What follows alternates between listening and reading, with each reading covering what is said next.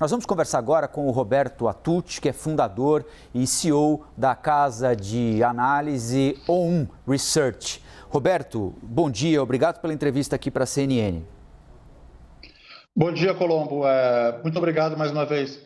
Roberto, nós estamos falando de uma crise global, daqui a pouquinho a gente vai poder expandir um pouco mais para o mundo todo como essa crise se dá em diversos países, mas nós estamos falando de uma crise global.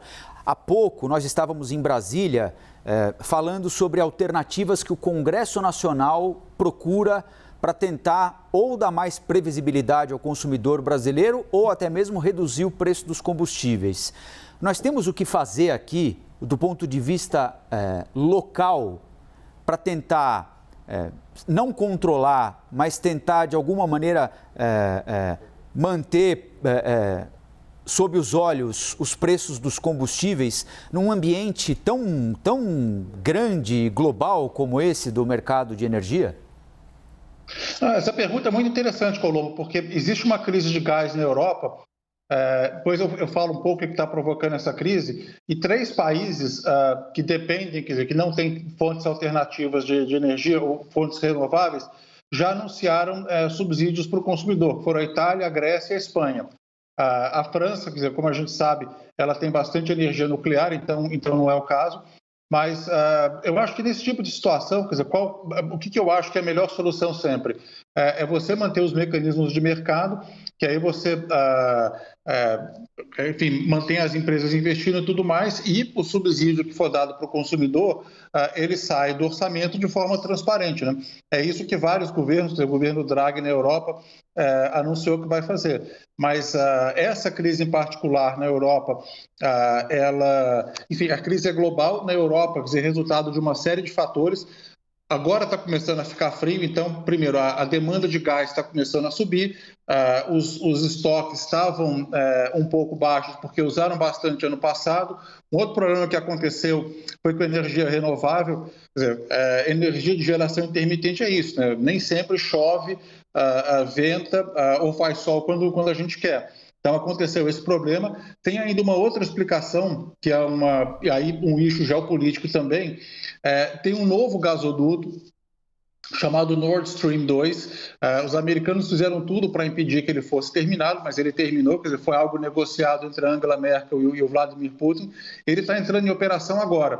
Mas o que está se especulando? Que a Rússia está reduzindo o fornecimento de gás para a Europa, que vem através tanto da Polônia como da Ucrânia, para ter um upper hand, para melhorar seu poder de negociação quando o Nord Stream vier entrar em operação. Esse Nord Stream ele vem direto pelo Mar Báltico. Então, ele vem da Rússia pelo Mar Báltico e, enfim, está entrando em operação agora. Roberto, Luciana falando aqui, bom dia. Bom dia, Luciana, tudo bem? Tudo bem. Nós já usamos o termo crise global algumas vezes nesses minutos aqui. E você também fala de regulação de mercado. Você fala mecanismos de mercado, tem que proteger os mecanismos de mercado. Eu lhe pergunto, numa crise global, de tempos em tempos, a gente tem aquela tentação do Estado de interferir nas crises. Nós vimos isso aí na Petrobras, por exemplo, uma empresa de capital aberto, tentação de algum mecanismo de regulação. Isso pode ser uma tendência, mesmo em economias liberais no mundo inteiro, os estados tentarem intervir? A gente pode estar percebendo já isso? Qual é a reação dos países em relação a essa crise? Olha, Luciana, a sua pergunta é excelente, porque e aqui a gente pode dividir entre interferência de curto prazo e de longo prazo. Algo que está acontecendo, quer dizer, com essa crise energética, muita gente tem colocado a culpa nas práticas de ESG, quer dizer, que querem dizer Environment, Governance e Social, quer dizer, que é basicamente a busca por energia mais limpa. E, na verdade, você tem que olhar parte dessa crise também, ela é função de alguma redução de investimentos em energias fósseis, em combustíveis fósseis. Então, as pessoas estão acabando colocando a culpa no ESG. Quando eu falo de interferência, e a interferência de longo prazo, bom, a gente vai ter a COP26 agora, enfim, Hoje, quer dizer, o mundo vive uma emergência climática. Eu acho que, enfim, isso está sendo esfregado na nossa cara o tempo todo. E a gente acha que o principal tema de investimento nos próximos 10 anos é tudo que tiver ligado à transição energética. Então, é muito difícil enfim, o mundo eu acho que você não deve comparar, e as pessoas quando falam, olha, isso é o custo ESG, o custo da transição energética, você não deve comparar, olha, quanto que o gás está subindo, o quanto que o petróleo está subindo e debitar isso na conta do ESG e da transição energética. Por quê? Porque isso é um custo que deveria ter sido iniciado há 30, 40 anos atrás, e eu acho que o verdadeiro custo é o custo de não se fazer nada.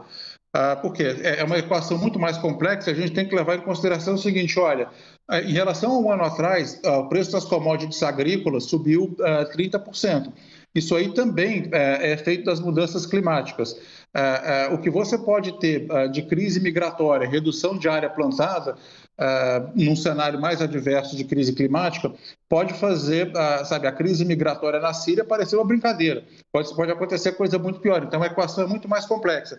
Mas eu só falei tudo isso, Luciana, para dizer o seguinte, é muito difícil a gente fazer essa transição acelerada de matriz energética, quer dizer, em 10 anos, que é algo que deveria ter sido iniciado há 30 ou 40 anos, sem interferência governamental. Então, isso é algo que as pessoas vão ter que acostumar.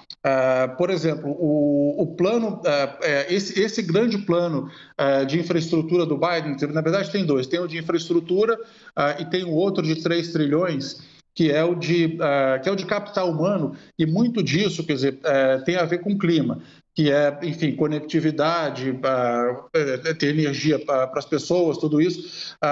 Se esse plano não for aprovado, e aí a gente está falando de semanas, a chance dos Estados Unidos atingirem a neutralidade de carbono em 2050 e chegarem no que eles chamam de peak carbon, quer dizer, que é o máximo de emissões de carbono em 2030, é zero, não existe. Então, quer dizer, para eles chegarem na neutralidade de carbono lá na frente, tem que ser aprovado esse plano e os investimentos têm que começar a ser feitos agora. Então, é nesse ponto que eu falo. Então, quer dizer, uma coisa é importante a gente separar. Olha, o que é intervenção, quer dizer, de curto prazo? Falou, olha, tudo bem, vamos deixar os mecanismos de mercado funcionarem.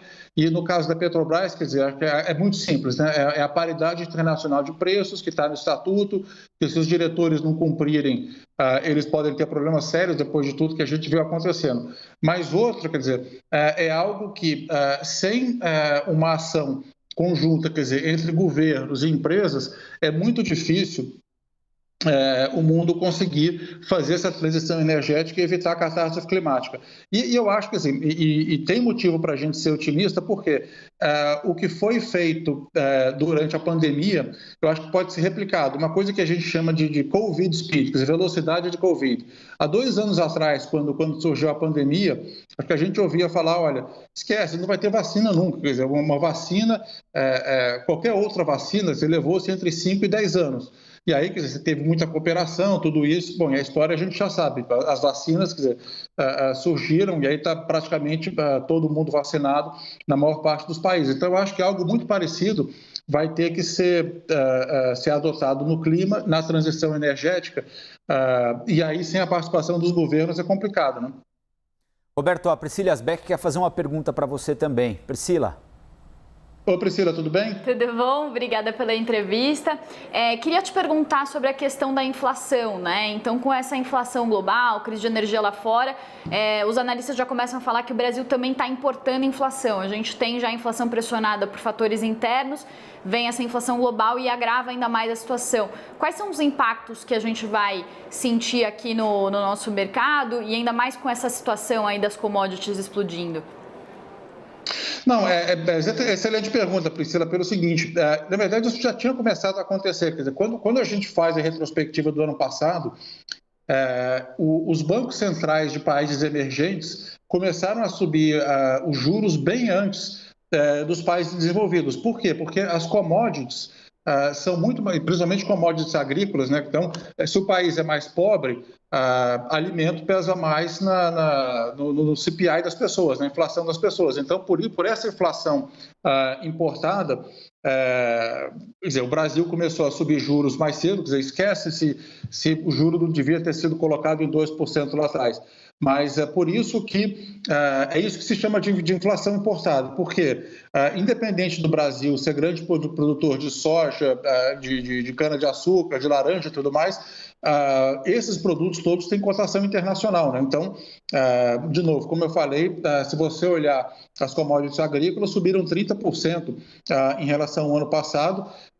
Isso tem impactos importantíssimos na inflação e também tem um impacto social que a gente não deve deixar de considerar. Quer dizer, é uma situação dramática, mas não vamos esquecer, quer dizer, que a Primavera Árabe ela aconteceu basicamente por causa da alta de preço de alimentos.